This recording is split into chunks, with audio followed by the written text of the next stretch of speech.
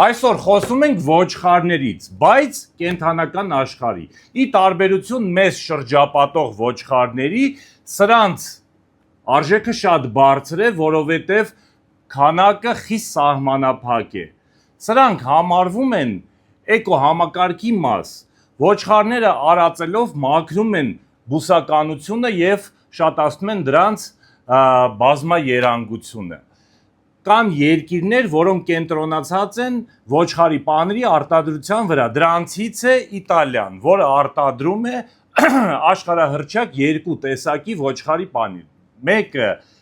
Pecorino Romano, որը պաշտպանված պանիր է, երկրորդը Pecorino Sardo։ Տարբերությունը կայանում է նրանում, որ սրա հնեցման թիվը ավելի շատ է եւ համը ավելի սուր եւ տտիպ,